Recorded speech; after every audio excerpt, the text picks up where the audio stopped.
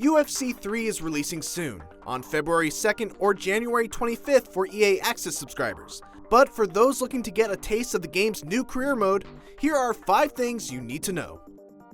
Fighters in UFC 3's career mode actually begin in the World Fighting Alliance. It's here that you have your first few career fights, which are important because it's these first few fights that decide the quality of your very first UFC contract. Do well and you'll be fast-tracked into the UFC. Do not so well, and you'll find yourself either getting a few more fights under your belt or having to go through the Ultimate Fighter.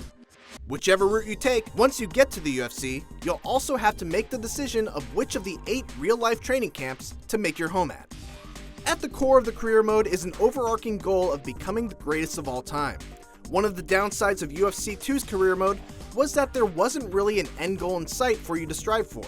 In UFC 3, however, to be considered the GOAT, you must complete 6 out of 10 performance goals, which include getting a certain number of finishes, submissions, wins, post-fight awards, and more. And 2 promotion records, which are tied to how much money you make, followers you accrue on social media, your pay-per-view buys, and main events. And of course, no fighter can compete forever, so you must do all of this before it's time to hang them up. Before every fight, you'll have to choose how you want to spend your time. You can train, learn, promote, or spar. Train will present you with a series of exercises that will improve certain stats.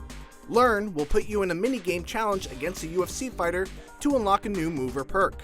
Promote will give you a series of options of how you want to hype yourself, whether by streaming games on Twitch or posting to social media. Each comes with their own benefits, their own reactions from your opponents, and shape the kind of fighter that you'll eventually become.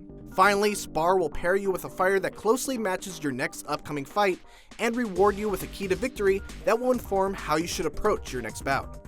All of your choices throughout the training camp, in addition to your performance in your previous fight and the quality of your opponent, among other factors, contributes to fight hype. A high fight hype means that people actually care about your fight, which leads to more popularity and better contracts. All of this ties into the choice at the heart of a training camp. Do you want to put all of your focus on training and be the best possible fighter you can be? Or do you sacrifice some of that in favor of being a fighter that people want to see regardless of the outcome? And finally, just to be super clear, there are no microtransactions affecting the career mode. UFC 3 caught a lot of flack in its beta for the loot box system at the core of the Ultimate Team mode, but the only currency that players will be able to use to build their character in career mode is earned through playing. And that's it!